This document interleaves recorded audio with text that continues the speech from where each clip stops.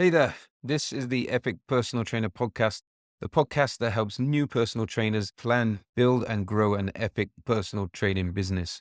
My name is Mark, and today I have session number 12 for you, which is about a marketing strategy called the Dream 100. Now, I wanted to talk to you about this for two reasons. The other reason is I've had a few questions from trainers about a previous session I recorded about your ideal client. That was session number 9, if you want to go back and check it out. But what trainers been asking is how to use that ideal client profile in their marketing so they can get new clients. So I thought I'd kill two birds with one stone. And a great way to show you this is by talking about the Dream 100. Now, keep in mind that, I could have used something else like Facebook or Google Ads to help show you how the ideal client profile can be used. It can be really useful and is kind of essential really to run good ads. But with any kind of ad, you're going to have to crack your wallet out and splash the cash. And not everyone can do that, especially when they're just starting out. So the Dream 100 is a really cool way of growing your business because it's 100% free. So it's something that anybody can get going with. So if you haven't already, go back to session number 9, have a listen to the Your Ideal Client session, download the worksheet and get to know who your ideal client might be. And then come back to this one or, listen to this one and go the other way, whichever you prefer. So let's get into it. Now, here's a little bit about the history of the Dream 100. I first heard about this in Russell Brunson's book, which was called or is called Traffic Secrets, which you should read. Actually, he's got 3 books, all of which you should read. I'll link to them in the show notes. So in case you don't know, Russell is a co-founder of ClickFunnels. ClickFunnels is a very famous online software that helps you build a different kind of website. And it's one that focuses on sales funnels instead of just information type pages like a typical website. Anyway, it's a big company. They do $100 million+ per year. So he knows what he's talking about when it comes to online marketing. But anyway, going back to the Dream 100, Russell actually modified the original Dream 100 created by the late Chet Holmes, who was a sales machine. And to make things a little more confusing, all of this is now taught in detail by a guy called Dana Derricks, who I think he owns the rights to the Dream 100 concept. So I'll link to his stuff as well so you can check all that out. But it kind of goes like this. When Chet Holmes was first using this strategy, he was working for a magazine and he wanted to reach out to companies in order to get deals with them for advertising in the magazine. So what he did was he created a list, which is the Dream 100 list. And it was a list of people that had decision-making power to spend advertising money with his magazine. Once he had that list, he started to market to that list. Then he started sending packages in the mail to the people on the list, and those are the people he wanted to work with. So he was getting noticed and he was starting to build relationships. After a few weeks of sending out a mail, he would then contact those companies and people by phone, and he would consistently repeat the process, sending out these packages and making phone calls over and over again. And after 5 or 6 months, he finally got his first deal done. Eventually, he had the majority of his Dream 100 buying ads at his magazine instead of them going to the competition, which took his company's revenue to the highest ever level. So, like Chet, you need to think of who your Dream 100 list is.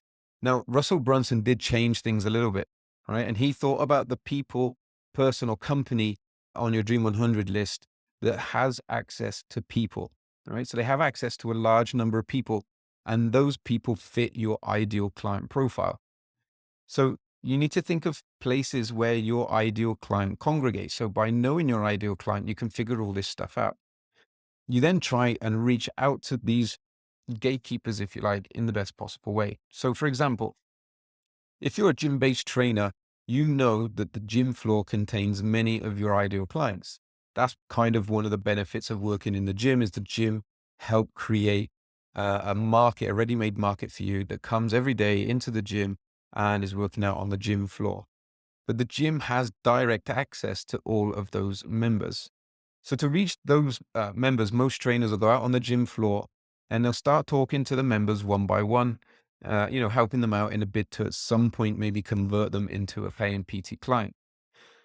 The difference with the Dream 100 is what you do instead of reaching out to all the individual people to meet your ideal client, you instead build a relationship with the person that controls the platform where all these people congregate. So going back to the example, instead of talking to all the individual members, you're going to talk to the gym owner or the gym manager. So they will then introduce you to their audience and kind of promote you to everyone on their list in their audience, making your reach far, far bigger, but also far more efficiently. So there's two main benefits to this. Firstly, it's going to be less work. Instead of talking to 100 different people, you talk to one person who then talks to all of those people for you. It's still work, and it's also kind of a longer play strategy. So you need to be patient while you build relationships and add value before you ask for anything and before anything big might happen.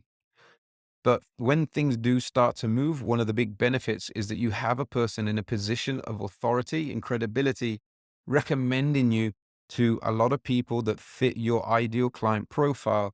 And those people trust the person that is speaking to them. So that's a really powerful thing. A recommendation like this is a lot more powerful than you going up to them all one by one and speaking to them on your own.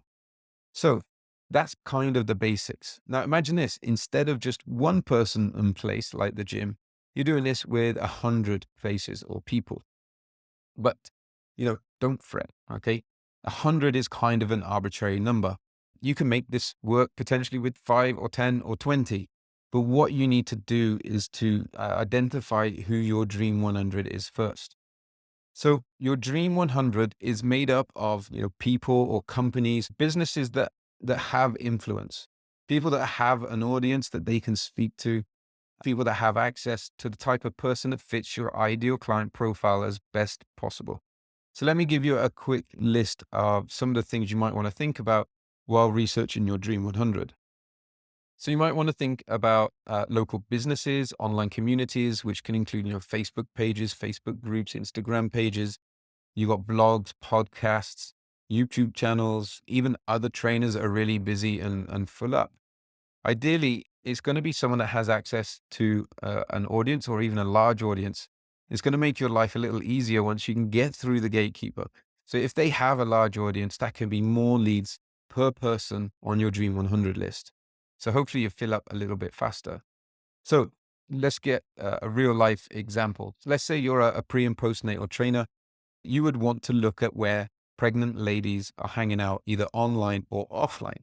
So, for example, if you're a pre and postnatal trainer, you'd want to look at where pregnant ladies are hanging out, either online or offline, once you've figured out the full profile. So you might add maternity hospitals, nurses, get in contact with nurses or midwives, or even, children's shops where people that are expecting are going to be buying things and planning out and getting prepared for their baby. You can research online forums, mummy blogs, all these kinds of things, and podcasts. So hopefully now you can start to see, and it's going to start clicking on how all this ideal client information can be used in a useful way with your marketing. If your ideal client is a little older, maybe you want to look at Facebook. And if they're a little younger, you know, research on Instagram or TikTok pages that have a large following. If your ideal client's goal is fat loss, you might want to speak to doctors' offices or local weight loss groups. But don't just go in and pitch and try to sell them something. You need to take time to create a scenario where what you offer is a benefit to them and their audience. You need to take time to build trust and gain that credibility with the gatekeeper to the audience you're trying to access. So it is a slow play and you will need to be patient. So first create your list. Make sure you can get contact information, maybe profile details on the platform you've discovered this person on your Dream 100 list on. Then you need to make some kind of initial contact. Now, don't go crazy and start adding people, pages, or companies with millions and millions of followers. Okay, that's not going to work. Those people with millions of followers on Instagram or a blog with 1 million hits a month can charge some serious money to put people in contact with their audience. So, for me, an epic personal trainer, it would be amazing to have someone like Lane Norton or even Arnold Schwarzenegger put me in front of their audience. But that's not going to be realistic to start with. I mean, like, who the hell am I? So I can have them on my list, but maybe I start off contacting people on the list with a smaller audience that are going to be more accessible, more reachable. So be realistic with who you want to contact first on your Dream 100 list. Maybe, as you get bigger, maybe you can start contacting the bigger and bigger names, but start off realistic while keeping those big names on the back burner just in case the opportunity does come along. Now, if someone on your Dream 100 list has an Instagram page, then, start to like and share and interact with their content. Buy their products, buy their programs or courses if they have any. You need to enter their world and start adding value to them. You really need to know and learn what they're about, what they believe in, and what they stand for. But your aim in doing all of this, is to find out ways to contact them, add value, and build a positive relationship. And the best way to do this is to start giving. So this way, when you reach out about your services, they'll already know who you are. They'll have an idea of what you stand for. They'll have this trust that you're going to be a good fit for them and their audience. And, I guess that's it in a nutshell. Once you build that relationship, once they know you enough and they know you can add enough value to them and their audience, things can start to move. So you can work together. You want things to be a win-win-win. So that's a win for you, a win for your Dream 100 people, and a win for their audience. So to help you plan and list your Dream 100, I have a Google Sheet worksheet that you can use, and it's free to download. You can get it at www.epicpersonaltrainer.com/dream100. And you can start creating your own Dream 100 list or Dream 10 list if that's going to fit you better. Okay, so that's it from me for this week. If you're enjoying this podcast so far and finding it useful, then check out some of the other episodes. Remember to share any you like and you think that might help a colleague or a batchmate or something like that with growing their business. And if you could be so kind, get on your favorite podcast listening app, probably the one you're listening to this episode on, and leave a review, which will help more people discover the show.